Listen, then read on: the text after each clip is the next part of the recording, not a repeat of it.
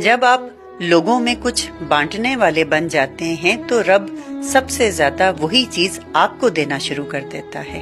अब ये आप पर है कि आप खैर बांटें या शर, खुशियां बांटें या नफरतें, मोहब्बतें बांटें या बुग़्ज़, बेसुकूनी बांटें या राहतें। रब का वादा है कि जो खर्च किया जाएगा वो लौट कर जरूर आएगा। अब खर्च सिर्फ माल नहीं होता, वक्त भी होता है, जज्बात भी होते हैं, सलाहियतें भी होती हैं, इल्म भी होता है।